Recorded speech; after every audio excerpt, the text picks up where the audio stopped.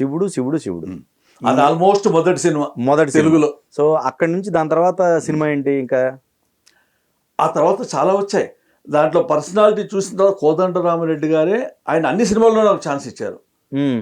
నిప్పురవ్వ, ఆయన చేసిన సినిమాలు చాలా ఉన్నాయి కదా, పుణ్యభూమి నా దేశం, తర్వాత ఇట్లా గుర్తులేవు నాకు. 300 సినిమాల్లో ఏం గుర్తుంటాయి.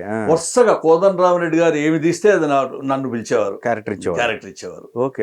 నిప్పురవ్వ 20 days చేశాం, అంతా నైటే. సారథి స్టూడియోలో సెట్ వేశారు, ఆఫీస్ అవుతూనే అక్కడికి వెళ్ళడం నైట్ 2 దాకా షూటింగ్ చేయడం.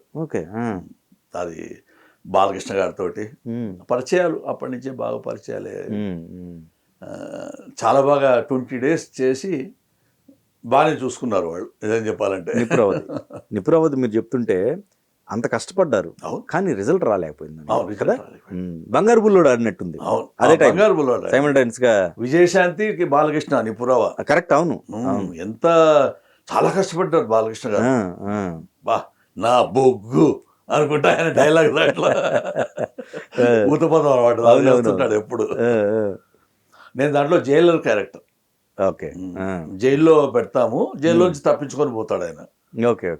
అది 20 days తీశారు. మరి మీకు ఒక ఇన్స్టిట్యూషన్ కి సంబంధించిన అనుభవం లేదు, నాటక రంగానికి సంబంధించిన అనుభవం లేదు, సినిమాలు అంటారా చూడలేదు. మరి టైమింగ్ కెమెరాకి వీటికి టైమింగ్ అవసరం. చూస్తే కదా, డైలాగ్ మాడ్యులేషన్ ఇంపార్టెంట్. కెమెరా అక్కడ ఉంది అని తెలిస్తే కదా,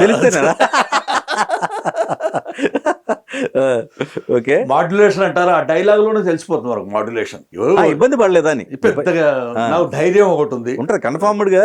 పెద్ద హీరోలు పెద్ద ఆర్టిస్టుల మధ్య ఉన్నప్పుడు ఏంటంటే ఇది లేదు, హీరోలు వీళ్ళకి భయపడాలా దీనిగా ఉండాలనే ఇది లేదు. ఎందుకంటే డీజీ గారు ఉన్నారు కాబట్టి, పోలీస్ డిపార్ట్మెంట్ కాదు ఇది, కాకపోతే డీజీ గారు ఉన్నారు కాబట్టి ఉద్యోగం ఒకటి ఉంది కదా, ఉద్యోగం ఉంది చక్కగా. వీళ్ళు కుదరదంటే ఓకే, ఇది హాబీ కింద చేసాం అంతే. అది అప్పుడే ధైర్యం ఉంటుంది, జస్ట్ లైక్ హాబీ. వాళ్ళు పిలిచేవాడు, నా పర్సనాలిటీ చూసి పిలిచేవాళ్ళు, ఆ హాబీ కింద చేసుకుంటూ వెళ్ళాను. అది ఇదే ప్రొఫెషన్ అయితే భయం ఉంటుంది, భయం భక్తి ఉంటుంది, ఇదే ప్రొఫెషన్ కాదు కాబట్టి వాళ్ళే పిలిచేవాళ్ళు. నేను ఎవరిని ఇప్పుడు అడగడం లేదు, అప్పుడు అడగలేదు. వాళ్ళ 1 by 1 ఒక దాంట్లో చూసి ఇంకోరు పిలవడం, ఒక దాంట్లో చూసి ఇంకోరు పిలవడం. అంటే ఎక్కువగా డైరెక్టర్స్ లో ఇప్పుడు మనం చర్చించుకున్న దాని ప్రకారం కోదండరామిరెడ్డి గారు ఒకళ్ళు ఫస్ట్ మీకు లైఫ్ అది స్టార్ట్ చేశారు. ముహూర్తం మంచి డైరెక్టర్, మంచి ముహూర్తం, మంచి హ్యాండ్. పైగా చిరంజీవి గారి పక్కన చేయడం అనేది ఇంకా చిరంజీవి గారిని కొట్టే క్యారెక్టర్, ఫస్ట్ కొట్టే క్యారెక్టర్. అంటే దాని తర్వాత మీకు పడిన డైరెక్టర్ లో ఎవరెవరు ఉండొచ్చు అండి? కోడి రామకృష్ణ గారు కానీ, లేకపోతే కోడి రామకృష్ణ, తర్వాత బి గోపాల్, చాలా మంది ఉన్నారండి. అందరూ ఆల్ డైరెక్టర్స్ దగ్గర చేశా, ఆల్ హీరోస్ తో చేశా. ఎవరు మినహాయింపు లేదు, ప్రతి హీరోతో చేశా. నిప్పురవ్వ 20 days ఆల్మోస్ట్ ఒక మేజర్ క్యారెక్టర్ చేశారు, జైలర్ సంబంధించింది. దాని తర్వాత మీకు వచ్చిన క్యారెక్టర్ అంటే కలిసి నడుద్దామా, అంటే అంత లెంత్ మధ్యలో ఏమైనా ఉందా? కలిసి నడుద్దాం మధ్యలో కూడా ఉన్నాయి లెంతులు, సినిమాలు గుర్తులేవు. ఈసారి ఆ లిస్ట్ చూసుకోవాలి మీరు. చేస్తూ ఎక్కువ lawyer, judge, doctor, police officer, ఇలాంటి క్యారెక్టర్లు ఎక్కువ. అంటే నేను టైం కూడా ఎక్కువ ఇచ్చేవాడిని కాదు. 10 days షూటింగ్ ఉందంటే ఒప్పుకునేవాడిని కాదు, ఎందుకంటే ప్రాబ్లం. నేను ఎక్కువ సాటర్డే సండే వాళ్ళకి చెప్పేవాడిని, సాటర్డే సండే ఉంటే పిలవండి వస్తాను, నేను మిగతా రోజుల్లో రాలేనండి అని ముందే చెప్పేవాడిని. అందుకని చిన్న క్యారెక్టర్లు వచ్చేవి, తక్కువ రోజుల్లో అయిపోయేది అనమాట, 2 days లో. ఆ 20 చేసా, ఆ 20 చేస్తేనే 300 దాకా అయినాయి. కానీ మీరు నిపురావుకి ఏంటంటే నైట్ షూట్ వల్ల ఇవ్వాలి, నైట్ షూట్ వల్ల ఎవ్రీడే ఇచ్చాను. కరెక్ట్. అది అదొక అడ్వాంటేజ్ అయింది అనమాట. టోటల్ నైట్ సెటప్ అది. జైల్లోంచి రాత్రి తప్పించుకొని పోతాడు బాలకృష్ణ. రావడము, ఆ జీపును కాల్ చేయడము, బగ్గర్ మండిపోవడము, అంతా స్టంట్ మాస్టర్ ఉంటుంది కదా. ఒక రోజుతో అయ్యేది కాదు, జరుగుతూ ఉంటుంది. ఇండస్ట్రీ పరంగా చేదు అనుభవాలంటే ఏంటి? రామానాయుడు గారి పిఏగా వేసావు సినిమా, జంధ్యాల గారి డైరెక్టరు. రామానాయుడు గారు ఏమి ఇంకా రాలేదా పార్సారథి అన్నాడు అనమాట. నేను అప్పుడు ఈ రోడ్ నెంబర్ 12లో నా కారులో పోతున్నా. ఆ డ్రైవర్ ఉన్నాడు. అదేమైందంటే ఆ చెట్టు కింద ఏదో రాళ్ళు పేర్చారు.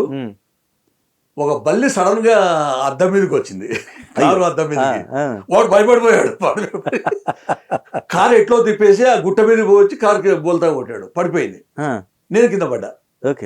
కారులోనే ఉన్నాను, కారులోంచి బయటకు వచ్చా, చాలా కష్టంగా వచ్చాడు బయటకి. అక్కడేమో ఆయన షార్ట్ రెడీ, ఇంకా రాలేదు, ఆయన టైంకి వస్తాడు, ఎందుకు రాలేదు, ఏమైంది ఇది. నేను అతి కష్టం మీద బయటకు వచ్చి నాకు ఏ దెబ్బలు తగలేదు లక్కీగా, భగవంతుని కృప అంతే. రైట్. నా కారు ఉల్టా చేసి కుదరని పని. నేను ఆటో తీసుకొని దగ్గరే, రోడ్ నెంబర్ 12 అంటే రామనాయుడు స్టూడియో మరి దూరమేం కాదు. రైట్. అక్కడి నుంచి వెళ్ళిన తరకే ఆయనకు విషయం చెప్దామనే లోపల ఆయన కేకలేయడం మొదలు పెట్టాడు. అపార్థం చేసుకున్నాడు. ఏంటంటే మీరు ఇంత ఆలస్యంగా వస్తారేంటి, షార్ట్ రెడీగా పెట్టాము, మీరు బాగుంటారని నా హైట్లో ఉన్నారని చెప్పి మిమ్మల్ని పిఏగా పెట్టుకున్నా నేను అనంతరకే ఏం లేదండి ఇలా జరిగింది, మెల్లగా డౌన్ అయినాడు ఆయన. Okay okay. అయ్యో ఏమనుకోవద్దండి, నేను ఏదో ఆవేశంలో అనేసాను. ఆయన మంచివాడు, ఎన్నో చూసింటాడు ఆయన, ఇటువంటివి ఒకటి కాదు కదా.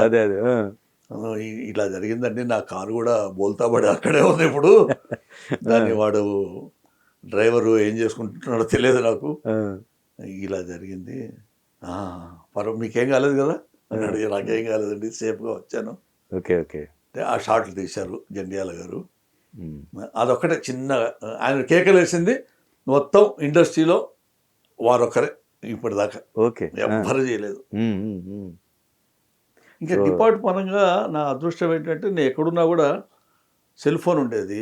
మా అసిస్టెంట్లు ఫోన్ చేసేవారు, సార్ ఇది అడుగుతున్నారంటే ఫోన్లో డిక్టేషన్ ఇచ్చేవాడిని. ఇది చేసేసి టైప్ చేసి మీరు ఫైల్ పెట్టేసేయండి, ఓకే అయిపోతుంది అని వాళ్ళు మేనేజ్ చేసేవాళ్ళు. Okay okay. అంటే వర్క్ మీద కమాండ్ పెద్దగా ప్రాబ్లం కాదు. సో ఈజీలో కూడా తెలుసు, ఏదో హాబీగా చేస్తున్నాడు, లెట్ హిమ్ డూ. కానీ వర్క్ విషయం వచ్చేంత వరకు అంతరాయం కలగకూడదు కదా వాళ్ళకు కూడా. అప్పుడు దాన్ని సహించారు వాళ్ళు. అవును అవును. అక్కడ చూసుకుంటూ ఇక్కడ చేసుకోవాలి.